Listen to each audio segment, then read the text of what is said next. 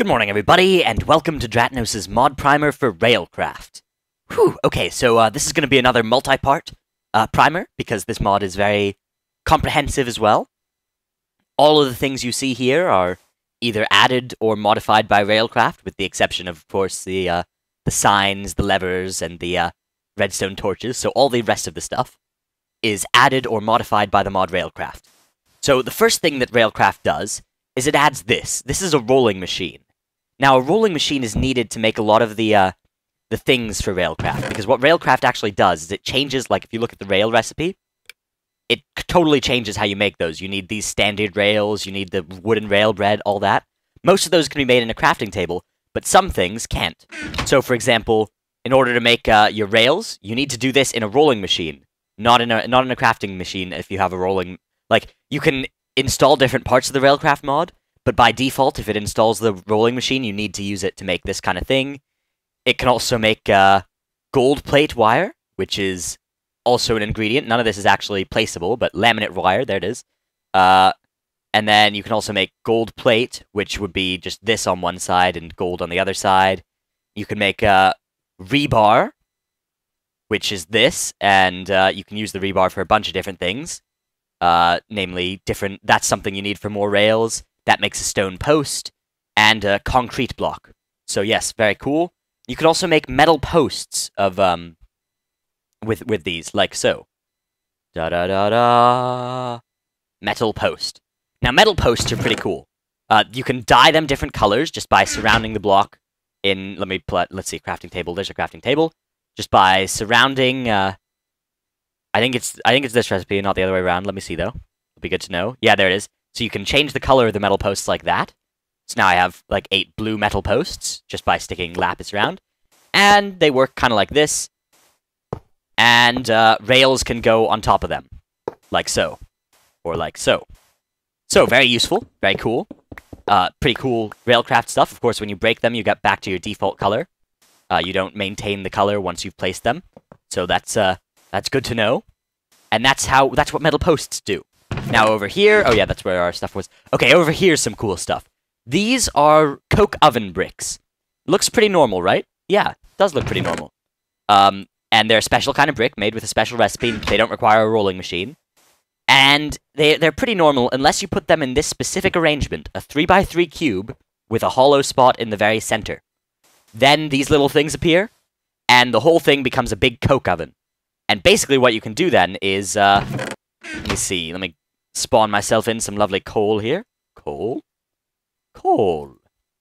And if you go ahead and just plonk some of that coal into here, it'll start slowly burning it, and it'll produce you coke in the top, coal coke, which is basically coal that is twice as efficient, as well as creosote oil, which is another required ingredient for wooden ties, which you use to make some rails.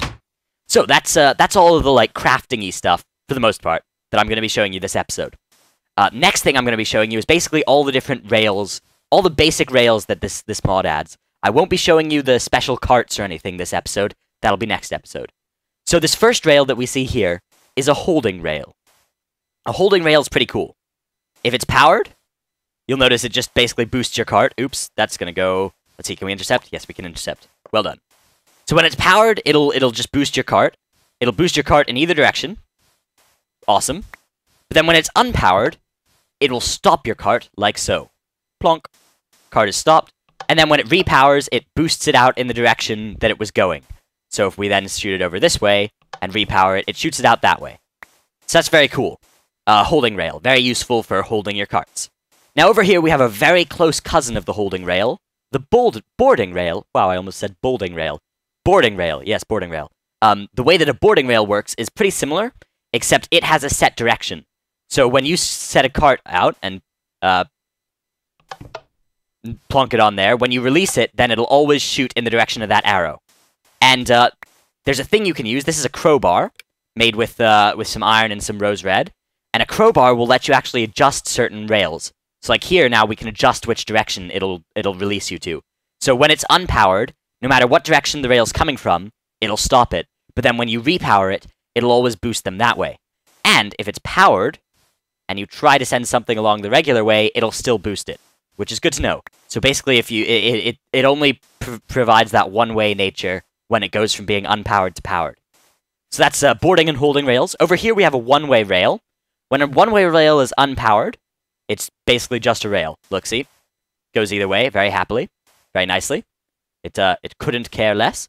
But then when it is powered, what it'll do, if you try to pass it along that way, sure, fine, doesn't care, doesn't boost it, even, but it'll bounce it if you try to then send it back across that way. So that's a very useful rail as well. Now over here, we have what's called a gated rail. Now gated rail is pretty much what it says on the box. It's a rail with a gate on it. It'll connect with fences if you decide to be interested in doing that. You can just plonk a fence on down. Let's go ahead and spawn in a fence. Fence. Fence. There it is. And we'll go ahead and just destroy this sign here, because who needs signs besides us? See, it goes ahead and connects right there. Pretty awesome. So there's your gated rail. I'm going to go ahead and just plonk this sign right on back down here. Gated rail. Lovely. Now, gated rail can be toggled manually or by redstone. And it'll just, if you try to hit it and it's closed, then it won't go through. When you open it, it does go through. Very simple. Now, over here we have the gated one-way rail, which is pretty similar to the one-way rail, except for a few key differences. It acts as a booster. That one doesn't act as a booster. This one doesn't increase the speed of your thing. It just acts as a one-way rail. But this one here, if we try to open up the gate and pass it through this way, it boosts it back out that way. And if we try and force it... Ooh, we can't force it through there. If we go ahead and stick it on this side and push it on through, boom, it gets a boost. So, that's the gated one-way rail. If you want to change its orientation, you just go ahead and do that. You can do the same thing here to change which way that opens, although it doesn't look like it's changing anything. It actually is. Here, let me show you. Blink. See? Like that. So there's your gated one-way rail. Pretty awesome. Let's go ahead and just close it on up. So then we come along here. Now this is the a detector rail, and it's basically just a changed version of the regular old Minecraft detector rail. It does the same thing. If there's a card on it, it sends a signal, otherwise, it doesn't. But then all of these are detector blocks that have been added by RailCraft. So they can be placed either beside or below the track that they're trying to detect, and they each detect different things. So this one will detect the cart if and only if it has the player in it. So look, see? There, you see now that one is sent a signal to. I'm not trying to F5 to annoy you. I'm just trying to show you in the bottom right there. You can see that signal has been sent. And then when I go ahead and, hop out there, the signal stops being sent. Very cool. This is an advanced detector. I'm also showing you that they can go right below. This one, you can set it to detect any of these things. So if we hit player, for example, stick it on there. Oops.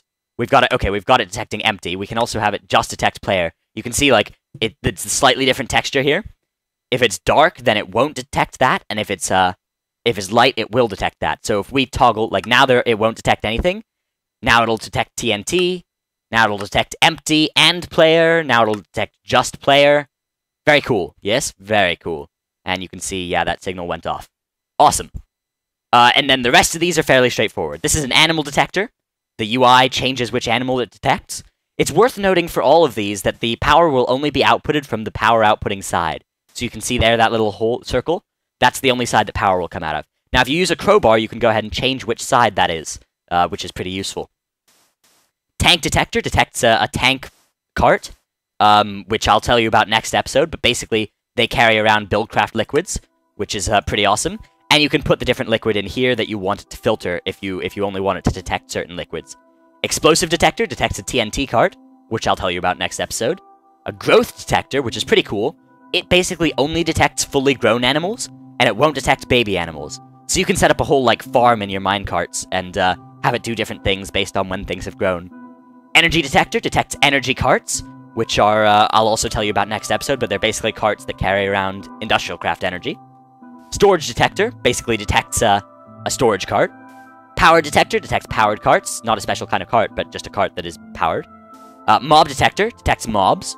It doesn't let you fiddle with it, besides, of course, the regular crowbar changing face and everything. Empty detector detects if the cart's empty. And an anything detector, which detects literally anything on the track that's a cart. So yes, that's all very cool. Now over here we have what are called control rails. Now control rails basically act as very weak one-directional boosters.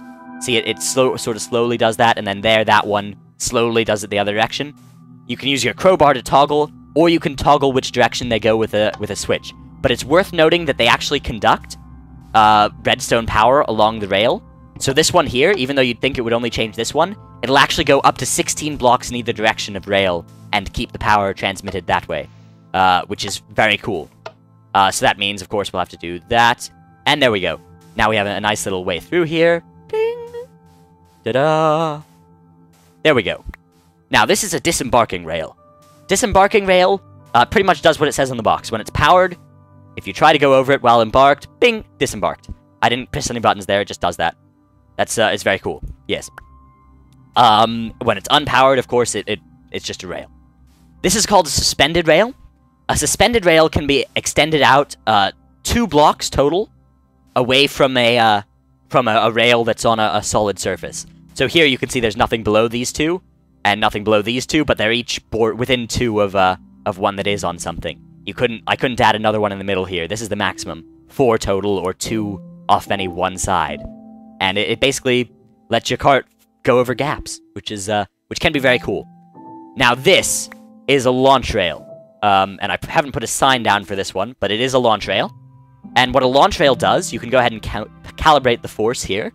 And if you then put your cart here and go over the launch rail, bing! Get launched, and here's another one, bing! We get launched right back. It's very cool. Yes. So those are your launch rails. They're probably the coolest rail in this set. Very awesome. This is a junction rail. The way a junction rail works is that it lets your cart keep its, like, which direction it's going. Let me see here. Yeah, let me just push this. You see? Awesome. It continues in the right direction over the junction rail, which is a very useful thing. Powered rail, this is just the RailCraft version of vanilla Minecraft powered rail. Pretty much the same thing, doesn't do anything special. Yeah, there it goes. And then this is what's called wooden rail. Now, wooden rail is basically the same as regular rail, except it's cheaper to produce because you don't require any iron, and it has a lower maximum speed. So if we just go ahead and put down our thing here, you'll see that it slows down when it gets to the wooden rail. Wooden rails have booster rails as well. They're actually called booster rails. And they also have junction rails. That's about it, and you can see I can't actually push it faster than this on the wooden rail. And over here we have the good stuff. This is a high-speed booster rail, and this is high-speed rail. And what you'll see happen is high speed. And then, oh. Yeah, I'll show you what all that did in just a second. I didn't realize I still had it turned on. So, basically a high-speed booster rail, when the power is active, will boost your cart when it goes over it. And when it's inactive, it'll slow your cart back down. And the rule of thumb is that up to 10 is your maximum speed. So you could have 10 high-speed booster rails, and then you'd probably need to slow it down about 10 times as well. Assuming you haven't lost any velocity along a long route, for instance. So, it's very cool. Now, let me note here that if you try to move your high-speed cart without slowing it back down first onto regular speed rails, you're gonna have a bad time. Something's gonna explode. And I'll give you a demonstration of that at the end of this episode if you want. And then here's a high-speed transition rail. High-speed transition rails are basically one-way high-speed booster rails. So here you can see the arrows are pointing this way. That means they'll boost the cart this way, and then this one the arrows are pointing this way, which means that when it's going this way, it'll actually act as an unpowered booster rail, which means effectively it'll speed you up going the way in the arrows, and it'll slow you down going the other way. Very cool. Yes. So let me go ahead and just show you for effect here. This one will, for instance, boost you that way, and then it'll go ahead and, yeah. It actually boosted us up to maximum Minecraft speed, but below high speed there, which is what it'll do. It'll speed you up to maximum Minecraft speed in one way, and to high speed the other way. RailCraft high speed. So very cool. Next episode, I'm gonna go ahead and show you switch rails, elevator rails, special carts, and a few other things that this mod adds. That should be good. That should be another maybe 20-minute episode or so. But this episode, let me just show you what exactly happens if you try to put high-speed rails and you don't slow down first. So let's have some fun here. Just have a little bit of a lead up here, and then booster bit. Power them all up. They conduct power as well for quite a few spaces. Ooh, lovely sneeze there. Hope that doesn't surprise anybody with the force of the sneeze. And we'll just go ahead and plonk down some sand here.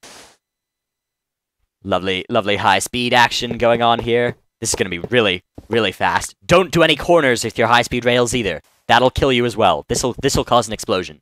This right here, boom, explosion. Trust me on that one. And I think that'll work, I'm not sure. And then if we just go ahead and try to transition to regular old rails here. Yes, you know, safe old regular rails. That'll probably kill us. So I'm going to go ahead and end the episode very shortly. Thanks everybody for watching. This has been Dratnos. Goodbye. Wow, yeah, see, that almost killed me with my red matter armor on. That would kill you if you didn't have any special armor on very easily. So, this has been Dratnos. This has been RailCraft. Thanks everybody for watching. Goodbye.